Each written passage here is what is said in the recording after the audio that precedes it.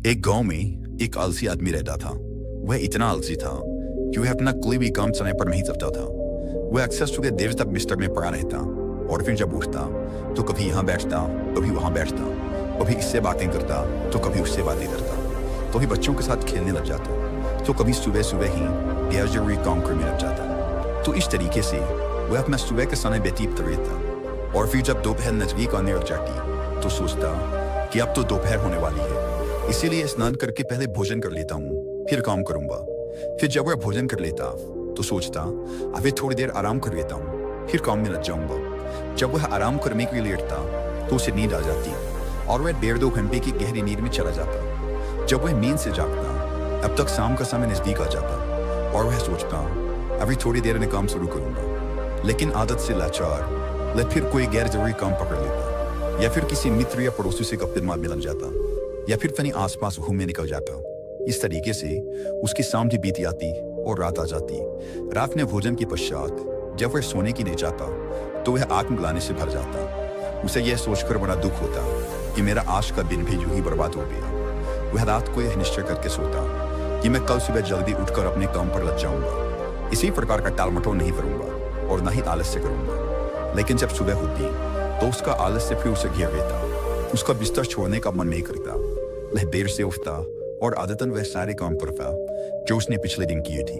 तो इस तरीके से वह आलस्य और टाल मटोल के चक्र में फंस चुका था। ऐसा नहीं था कि वह कुछ करना नहीं चाहता था या फिर आलस्य से अपने इस चक्र को तोड़ना नहीं चाहता था। वह कई बार आलस्य के इस चक्र को तोड़कर अपने महत्वपूर्ण कामों को करने में जुट भी जाता था, लेकिन वह अपनी इस नई आदत को लंबे समय तक कायम नहीं रख पाता था और फिर से अपनी वही पुरानी टाल मटोल की आदत में फंस जाता था।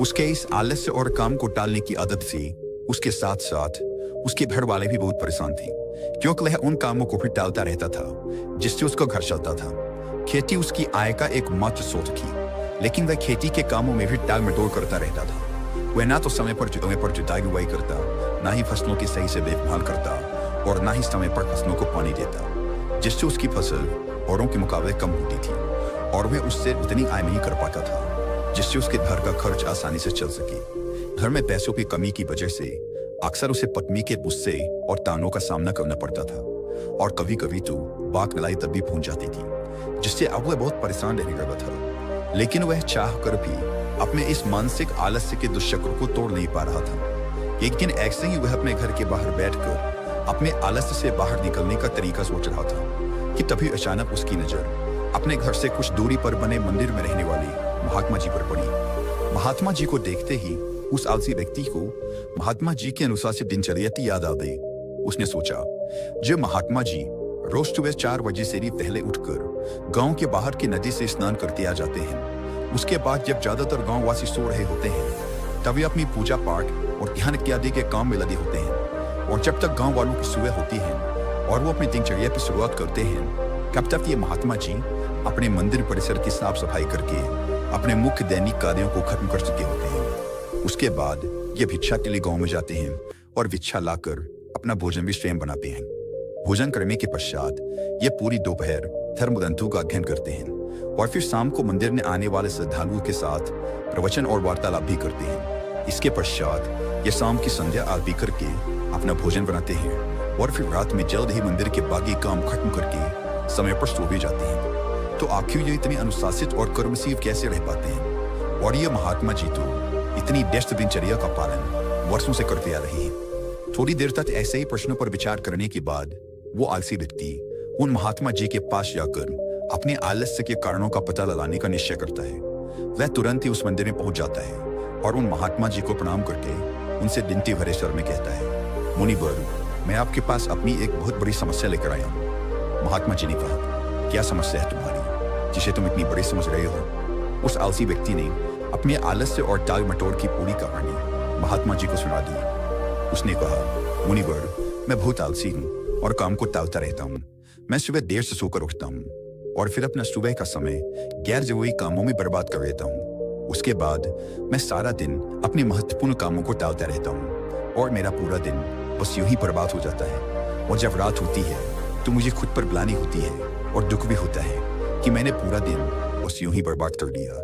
लेकिन अगले दिन मैं फिर वही सारी गलतियां दोहराता हूँ और समय को बर्बाद करता हूँ। मुनिवर, मैं आलस्य और टाल मटोल के बुरे दुष्चक्र में फंस चुका हूँ और इससे बाहर नहीं कर पा रहा हूँ। कृपया मुझे अपने इस आलस्य से बाहर निकलने का कोई रास्ता दिखाइए। मैं आपके पास बड़ी उम्मीद लेकर आया हूँ। उस आलसी व्यक्ति की बात पूरे ध्यान से सुनने के बाद महात्मा जी ने कहा, आलस्य वो सुख है जो हमें दुख ही दुख देता है। कार्य या परिश्रम करने की क्षमता होने के बावजूद उस कार्य को न करना या उसे करने में टाल मटोल करना ही आलस्य कर्म कहलाता है। और ये आलस्य व्यक्ति को कहीं कर नहीं छोड़ता। तुम्हारे आलस्य और टाल मटोल का सबसे बड़ा कारण तुम्हारी सुबह की खराब दिनचर्या है, क्योंकि तुम अपना सुबह का कीमती समय ही व्यर्थ के कार्यों और टाल मटोल में बर्बाद कर देते हो, जिससे तुम्हारे दिन की शुरुआत ही खराब होती है। और फिर जैसे जैसे दिन गुजरता है तुम्हें लगने लगता है कि तुम्हारा आज का समय भी बर्बाद हो गया। फिर तुम्हारा मन और भी ज्यादा आलस्य और टाल मटोल करने लगता है, जिससे तुम्हारा बाकी का समय भी यूं ही बर्बाद हो जाता है और तुम कुछ भी महत्वपूर्ण नहीं कर पाते और इस आलस्य के चक्र में फंसते रह जाते हो।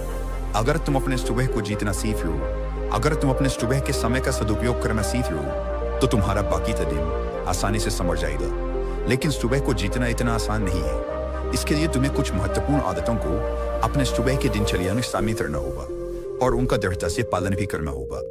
तो आज मैं तुम्हें सुबह की ऐसी 7 आदतों के बारे में बताऊंगा, जिनको अगर तुमने अपने सुबह की दिनचर्या में शामिल कर लिया तो न केवल तुम अपने आलस्य और टाल मटोल से छुटकारा पालोगे, बल्कि एक अनुशासित और मजबूत व्यक्तित्व वाले इंसान ही बन जाओगे। तो इन 7 आदतों के बारे में ध्यान से सुनो। सुबह की पहली आदत जो तुम्हें अपनानी है वो है ध्यान का अभ्यास। चित्त को एकाग्र करके किसी एक वस्तु पर केंद्रित कर देना ध्यान कहलाता है। ध्यान करने से आत्मिक तथा मानसिक शक्तियों का विकास होता है। अगर तुम रोज सुबह बैठकर 10 से 15 मिनट सिर्फ अपनी सांसों पर ही ध्यान लगाओ, आती जाती सांसों को देखो कि जब सांस तुम्हारे अंदर जाती है तो पेट कैसे फूलता है, और जब वही सांस बाहर निकलती है तो पेट कैसे पिचकता है। देखो कि सांस पेट से चल रही है या सीने से, सांस दाएं नाक से ज्यादा चल रही है या बाएं नाक से। तुम जब अपनी सांसों के प्रति जागरूक हो जाओगे तो यही ध्यान प्रक्रिया बन जाएगी। और इस आदत को अपनाकर तुम्हारे अंदर जागरूकता और एकाग्रता बढ़ेगी और तुम देखोगे कि तुम पूरे दिन शांत, प्रसन्न और जागरूक रहोगे। तुम जो भी काम करोगे उसे पूरी एकाग्रता के साथ करोगे और तुम्हारे लिए वर्तमान में रहना बहुत आसान हो जाएगा। तो यह बहुत ही आसान लेकिन बहुत ही ज्यादा प्रभावशाली आदत है, इसीलिए इसे जरूर अपनी सुबह की दिनचर्या में शामिल करो। सुबह की दूसरी आदत है धन्यवाद प्रकट करना। सुबह का माहौल शांत और खुशनुमा होता है। इस समय प्रकृति में एक अलग ही पवित्रता और ऊर्जा फैली रहती है। तो यह बिल्कुल सही समय है आभार प्रकट करने का। तुम्हारे जीवन में जो भी अच्छी चीजें, अच्छे लोग या अच्छी परिस्थितियां हैं जिनसे तुम्हें खुशी मिलती है, उन सब के लिए इस ब्रह्मांड को या उस ईश्वर को जिसे तुम मानते हो धन्यवाद कहो। यह सब तुम्हें देने के लिए उसका आभार प्रकट करो। जब हम अपना दिन धन्यवाद के भाव से शुरू करते हैं तो सारी बाधाएं अपने आप हटने लग जाती हैं और नए अवसरों के द्वार खुलने लग जाते हैं। फिर हम शिकायत के प्रति नहीं बल्कि कुछ बनने और कुछ करने के प्रति आकर्षित होते हैं। धन्यवाद के भाव से भरे व्यक्ति के अंदर से नकारात्मक विचार और दुख खत्म होने लगते हैं और वह अपनी सफलता के लिए नए रास्ते खोजने लगता है। आभार प्रकट करने से मन में सकारात्मकता और खुशी का स्तर बढ़ता है, जिससे मानसिक रोग और मानसिक विकार दूर होने लगते हैं। जीवन से असंतोष और कमी की जो भावना होती है वह सारी खत्म हो जाती है। ब्रह्मांड से जितनी भी चीजें मिली हैं उसके प्रति हमारे मन में धन्यवाद का भाव होने से हमें खुशी मिलती है। उसके बाद खुशी की ये तरंगें हमसे निकलकर पूरे ब्रह्मांड में फैलने लगती हैं। खुशी की ये तरंगें हमसे मिलकर आसपास के वातावरण में भी फैलने लगती हैं, जिससे हमारे साथ साथ पूरा ब्रह्मांड खुश हो जाता है। साथ ही आभार प्रकट करने से हम अपने आसपास के लोगों के प्रति हमेशा धन्यवाद से भरे रहते हैं, जिसकी वजह से लोगों की नजर में हमारी जो छवि होती है वह अच्छी हो जाती है। लोग हमको एक अच्छे और भले इंसान के रूप में देखने लगते हैं। इससे यह होता है कि जो भी हमसे मिलता है वह हमारा दोस्त बन जाता है और हमको पसंद करने लगता है। संक्षिप्त में कहें तो रोज धन्यवाद प्रकट करना जीवन में सुख, शांति और समृद्धि के द्वार खोल देता है। इसी तरह तीसरी आदत है व्यायाम। व्यायाम यानी कसरत करना बहुत ही जरूरी है। अपने सुबह की दिनचर्या में व्यायाम या योगासनों को शामिल करना व्यक्ति को चमत्कारिक रूप से बदल कर रख देता है। नियमित रूप से व्यायाम करने से व्यक्ति का मन बहुत ही प्रसन्न और उत्साहित रहता है। दिन भर शरीर में ऊर्जा बनी रहती है, शरीर मजबूत और आकर्षक बनता है, खाया पिया शरीर पर लगता है। एक नियमित रूप से व्यायाम करने वाला व्यक्ति लोगों की भीड़ में भी सबसे अलग नजर आता है। व्यायाम शरीर की कमजोरी, जकड़न और थकान को दूर करके व्यक्ति के आलस्य को खत्म करता है। साथ ही यह व्यक्ति को अनुशासित भी बनाता है। व्यायाम करने से मानसिक तनाव और चिंता में कमी होती है, क्योंकि ज्यादातर व्यक्तियों को अधिकतर चिंता तो अपने शरीर और स्वास्थ्य को लेकर बनी रहती है। लेकिन व्यायाम करने से व्यक्ति का शरीर स्वस्थ बना रहता है, इसीलिए उसकी चिंताएं और परेशानियां भी कम हो जाती हैं। तो तुम्हें अपनी दिनचर्या में व्यायाम को जरूर शामिल करना चाहिए, और वो भी कम से कम 30 मिनट रोज।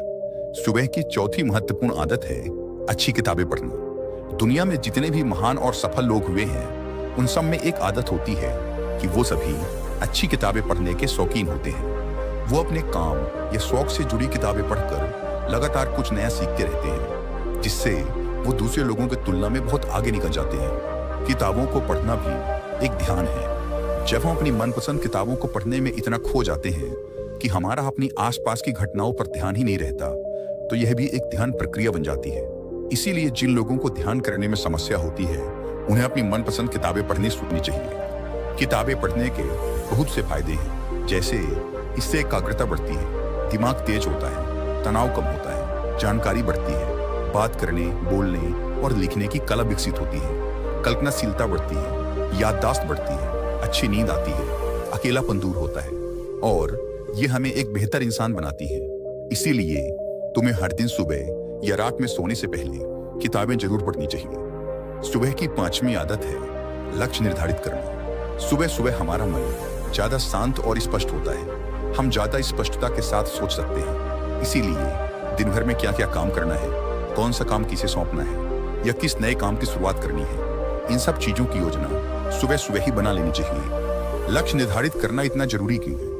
क्योंकि हमारा मन इतना चंचल होता है कि वह एक दिशा में आगे बढ़ने के लिए तैयार नहीं होता, बल्कि जो मन को अच्छा लगता है उसी दिशा में कार्य करने के लिए हमें मजबूर करता रहता है। मन की इच्छाएं मौसम की तरह होती है, जो हर कुछ समय अंतराल के बाद बदलती ही रहती है। इसीलिए मन की इन इच्छाओं को नियंत्रित करने के लिए लक्ष्य को निर्धारित करना बहुत आवश्यक होता है। जब हम लिखित रूप में अपना लक्ष्य निर्धारित कर लेते हैं, तो हमारा लक्ष्य हमें एकदम साफ साफ दिखाई देने लगता है, और लक्ष्य निर्धारण के द्वारा हम अपने मन पर काफी हद तक काबू भी पा लेते हैं।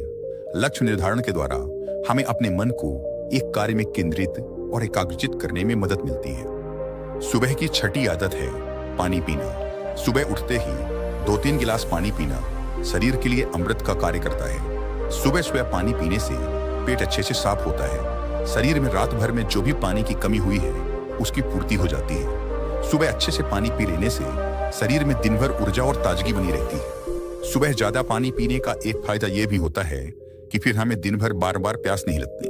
अगर शरीर में पर्याप्त पानी की मात्रा बनी रहती है, तो इसके बहुत सारे फायदे भी होते हैं। जैसे इससे शरीर की अच्छे से सफाई हो जाती है, त्वचा चमकदार और सुंदर दिखती है, दिमाग तेजी से कार्य करता है, पाचन में सुधार होता है, और शरीर का वजन नियंत्रित रहता है, जिससे शरीर को आलस्य और थकान कम होती है। इसीलिए सुबह उठकर गुनगुना पानी पीना बहुत ही अच्छी आदत है। सुबह की 7वीं अच्छी आदत है कि सुबह का नाश्ता अच्छा और पौष्टिक हो। नाश्ता हमारे दिन का पहला भोजन होता है, इसीलिए इसका पौष्टिक और अच्छा होना बेहद जरूरी है। अगर हम सुबह सुबह ही ज्यादा भारी, तेल युक्त या कोई ऐसा नाश्ता कर लेते हैं जो हमारे शरीर के लिए अच्छा नहीं है, तो हमें सुबह सुबह ही भारीपन और आलस्य महसूस होने लगता है, जिससे हम अपने कामों पर सही से ध्यान नहीं दे पाते। और अगर हम भूख होने के बाद भी सुबह नाश्ता नहीं करते, तो फिर हमें कमजोरी, भूख और थकान सताने लगती है, जिसकी वजह से भी हमारा काम पर मन नहीं लगता। इसीलिए अगर हमें सुबह भूख महसूस होती है, तो अच्छा और पौष्टिक नाश्ता जरूर कर लेना चाहिए। लेकिन यह जरूरी है कि भूख लगे। नाश्ता जबरदस्ती या फिर सिर्फ नियम पूरा करने के लिए नहीं करना है। इतना कहने के बाद महात्मा जी ने अपनी बात समाप्त कर दी, और उस आलसी व्यक्ति ने भी महात्मा जी की बातों को ध्यान से सुनने के बाद उन 7 आदतों को अपने सुबह की दिनचर्या में शामिल करने का निश्चय कर वहां से चला गया। दोस्तों, आज के समय में एक और बुरी आदत है जिसकी वजह से लोगों के सुबह की दिनचर्या खराब हो जाती है, और वह आदत है उठते ही मोबाइल फोन पर लग जाना। आजकल तो लोगों के सुबह की शुरुआत ही मोबाइल के साथ होती है। उठते ही सोशल मीडिया पर लग जाते हैं और सुबह के लिए इससे बुरा काम और कुछ हो ही नहीं सकता। आपको सुबह उठने के बाद 1.5 से 2 घंटे तक स्क्रीन को नहीं देखना होता है, इससे दूर रहना होता है।